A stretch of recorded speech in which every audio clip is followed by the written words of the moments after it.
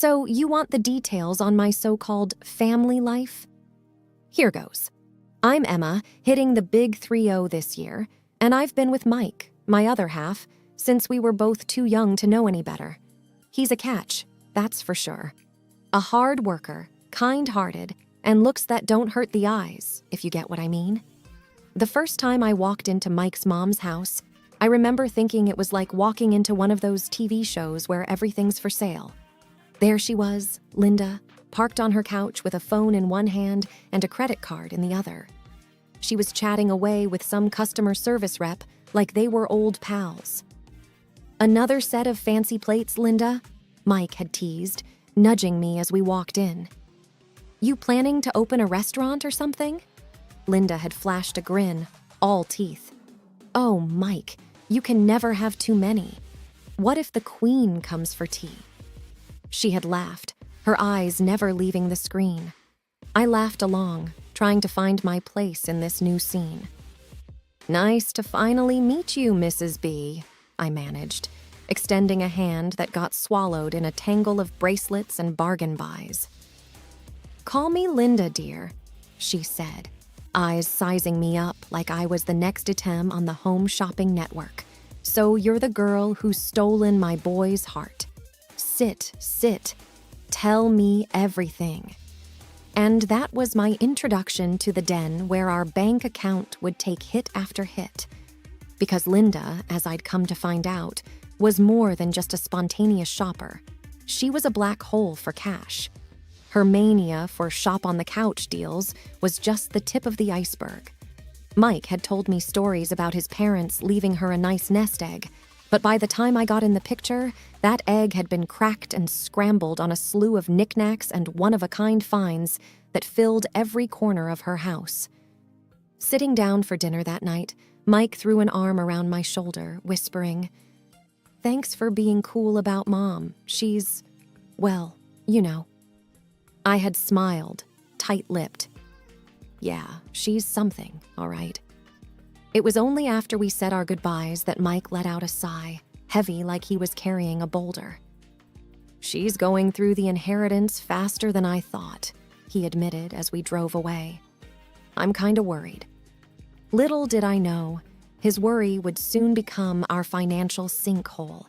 But that's a story for another chapter, isn't it? Things started getting real when Linda came to us with her hands out, saying she was short on money. At first, it was here and there, a few $100 to cover the electric bill or groceries.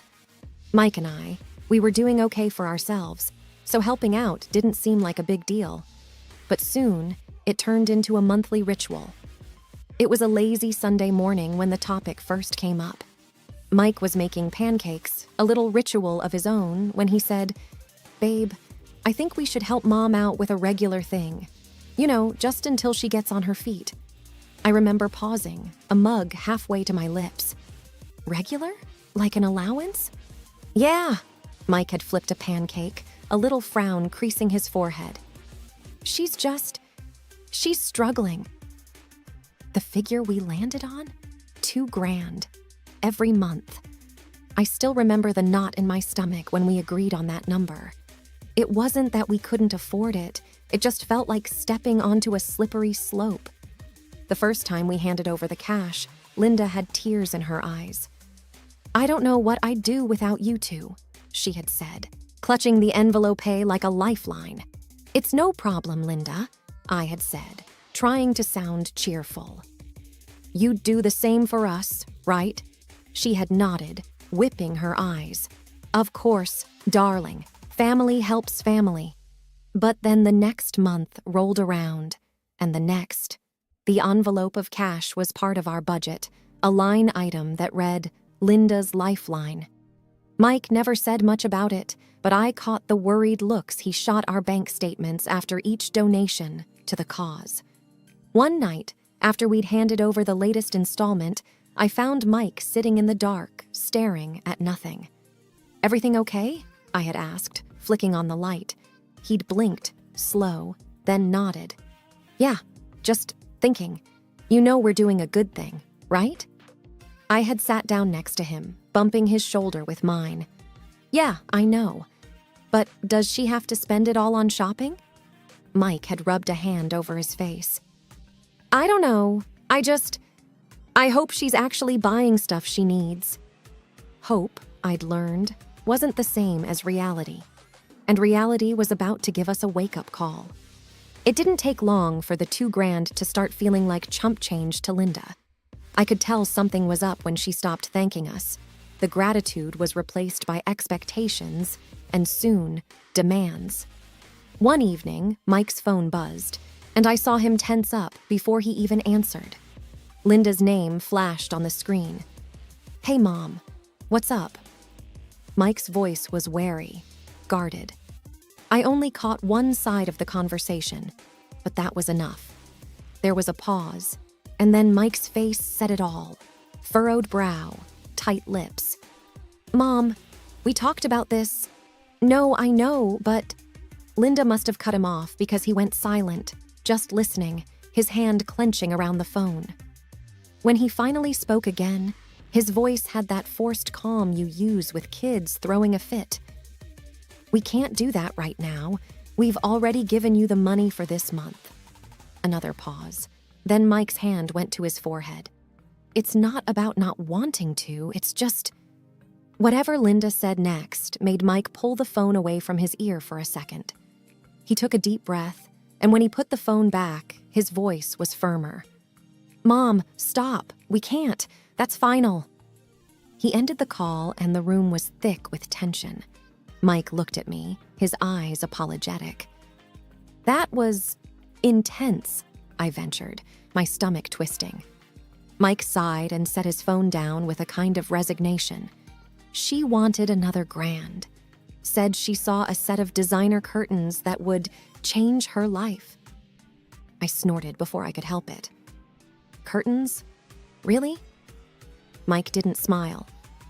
She said we don't care about her, that we're just leaving her to struggle. I reached over and took his hand. We're not, and you know it. She's using you, Mike. He squeezed my hand, but his gaze drifted off, lost. I just don't know how to make her stop.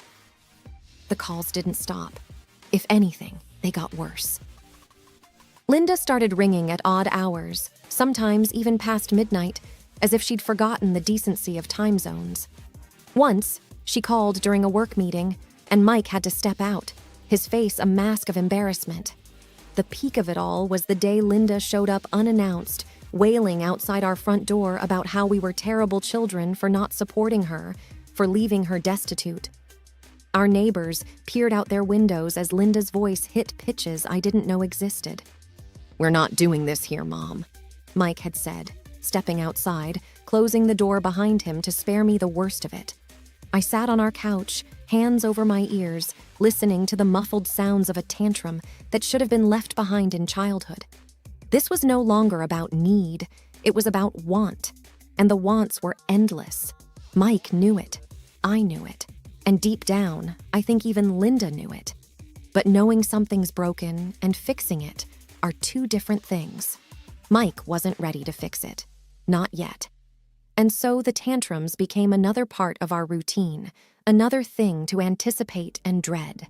And I couldn't shake the feeling that it was only going to get worse. As the months dragged on, the weight of Linda's demands started taking a toll on our marriage. Mike had always been the kind of guy who could roll with the punches, but even he had limits. He was caught in the middle, wanting to please his mom and keep the peace at home. One quiet evening, I found him in the garage, staring at an old photo of him and his mom. He didn't hear me come in. Hey, I said, keeping my voice gentle. He looked up, a bit startled. Hey, I was just thinking. I leaned against the workbench. About? He put the photo down and rubbed his face. About all this stuff with Mom. It's like she's a different person. I walked over to him. It's okay to say no to her, you know. He shook his head. You don't get it. She raised me by herself. She's all I have. But what about us, Mike? What about what we need? It was a plea more than a question. I know, he said, the lines in his forehead deepening. It's just not easy. We stood there for a moment, the distance between us filled with unspoken words. Maybe we can talk to someone, get some advice, I suggested. He looked at me like a man drowning, grasping for a lifeline. Yeah, maybe. The talk ended up being more of a venting session, with Mike pacing around our kitchen, phone in hand, looking for financial advisors, family therapists, anyone who could give us a roadmap through this mess. Emma, she's my mom, but I feel like I'm paying for love, you know? Mike confessed to me one night as we sat at the dinner table, not touching our food. I reached across the table and took his hand. I think she loves you, in her way. But she's taking advantage of you, and that's not love. He didn't say anything for a long time. Then, what if she ends up with nothing because I didn't help? The fear in his voice broke my heart a little. What if we end up with nothing because you helped too much? Mike was trapped in his own head, fighting a battle where every choice seemed wrong. And I was trapped with him, watching the man I loved get twisted up inside, unsure of how to free himself from the ties that bound him so tightly to his mother. I knew then that something had to give. We couldn't go on like this. But for Mike to see that, for him to really understand, it was going to take something big, something that would shake him enough to break the hold Linda had over him. I just didn't know what that something was yet. The final straw came when Linda called to demand money for a luxury cruise. It's a once-in-a-lifetime experience, Mike, she insisted over the speakerphone. Your dad would have wanted me to enjoy life. Mike glanced at me, his face pale. Mom, we've got our own bills. We can't do this right now. But I'm your mother, Linda's voice crackled with indignation. You owe me this much. Mike's hand was shaking as he held the phone. It's not about owing, Mom. I couldn't take it anymore. Linda, you can't keep doing this, I interjected, my voice surprisingly steady. It's not fair to Mike. There was a sharp intake of breath on the other end. And who are you to tell me what's fair? You just married into this family. I'm his mother. I felt Mike's hand on my arm, but I shook it off. Being his mother doesn't give you the right to drain our finances. Linda was seething now. I see how it is. You've turned my son against me. That's not true, Mike cut in, but his voice lacked conviction. It is true, Linda was almost shouting. And if you two don't want to help me, maybe I should just talk to a lawyer about what I'm owed. We both stared at the phone in disbelief. You would sue your own son? Mike's voice was a whisper. If I have to, Linda shot back. I'll call you tomorrow. You better have a good answer. The call ended with a click, leaving a heavy silence in its wake. Mike looked at me, his eyes hollow. I can't believe she would go that far. I wrapped my arms around him, but there was a cold fear in the pit of my stomach. We need to stand our ground, Mike. He nodded slowly, wrapping his arms around me in return. Yeah, we do. That night, we lay in bed, wide awake, knowing that things couldn't go on like this. We had to confront Linda, but the thought of it twisted my guts. She was family, but this was war. A war we never wanted to fight. I watched the sunrise, a routine that brought little comfort these days. Mike was still asleep, the stress of the situation with his mom weighing on him even in his dreams. The idea came to me, a desperate thought that seemed to dance on the edge of sanity. What if Linda believed we were no longer here? Not a permanent deception, just long enough to see her true colors. Over breakfast, I broached the subject with Mike. What if Linda thought we were gone? Not forever, just to see what she'd really do. He nearly choked on his coffee. Gone, as in dead. Exactly, I said. We can tell if her tears are real or just for show. He was silent, the fork halfway to his mouth. That's intense, he finally said. I nodded. But necessary. After a moment of heavy silence, Mike agreed. Let's do it.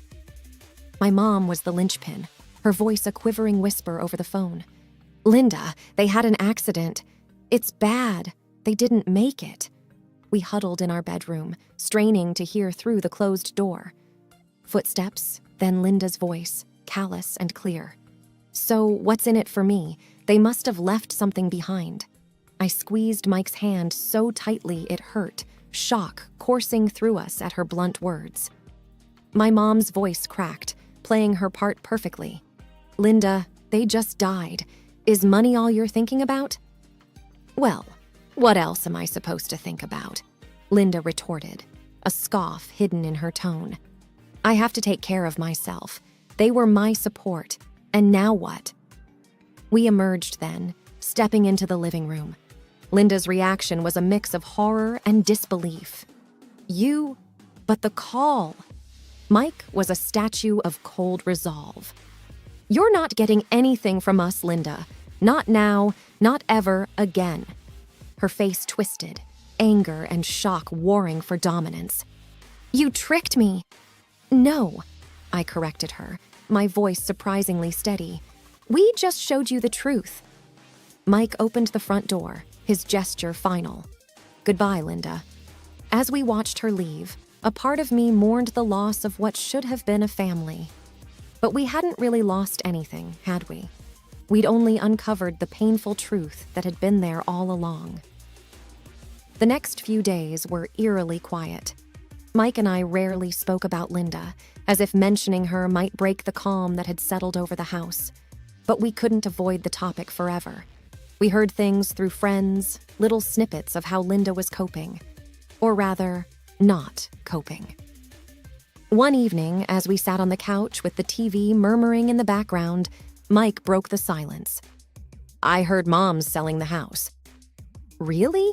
I replied, keeping my eyes on the screen. He nodded. Yeah, and everything she bought from those shopping sprees. I turned to look at him. How do you feel about that? He shrugged. Relieved, I guess, and sad. It's like I don't even know her. We sat in silence for a moment, the weight of his words hanging between us. Then, a knock at the door. We exchanged a glance, neither of us expecting anyone. Mike got up and I followed, hovering by the hallway as he opened the door. It was Linda, looking smaller somehow. Can I come in? She asked, her voice void of its usual demand. Mike hesitated but stepped aside. She walked in, not meeting our eyes. I got your mom's message, she started, fiddling with her purse. We know, Mike said flatly. I've been selling stuff, trying to make ends meet without asking you for money, Linda continued. Mike crossed his arms. Why are you telling us this? Linda looked up then, her eyes wet. Because I was wrong. And she took a breath. And I'm sorry. It was the first time I'd ever heard those words from her. Mike and I exchanged a look, a silent conversation passing between us. We appreciate the apology, Linda, I said, but things can't go back to how they were. I know, she nodded, wiping her eyes. I know. And with that, she left, closing the door softly behind her. Mike and I returned to the couch, the TV still murmuring away. Do you think she meant it? I asked after a moment. I don't know, Mike replied, but I hope so, for her sake. We sat there, the room growing dark around us, contemplating the future and what it might bring. It's funny how life has a way of settling down after a storm. Things with Linda quieted down after she left our house that day. Mike and I, we moved on with our lives, finding peace in the small, daily routines that make up a life together. One evening, after dinner, we were cleaning up when Mike's phone buzzed with a message from an old family friend, Dave. He hesitated for a moment before reading it out loud. Linda's sold off all her shopping channel hoard. House, too. She's in a rental now, over by the east side. I put down the plate I was drying and looked at him. How do you feel about that?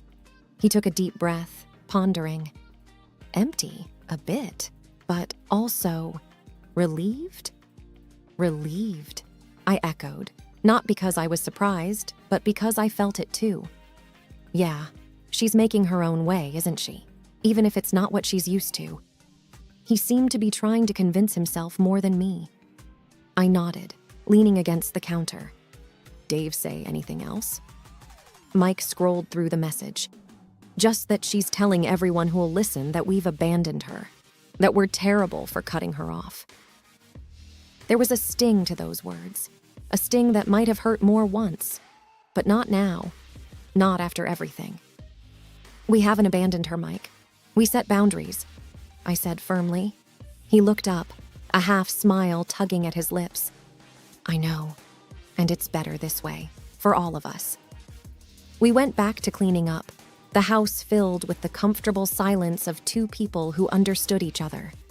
Later that night, as we settled into bed, Mike turned to me.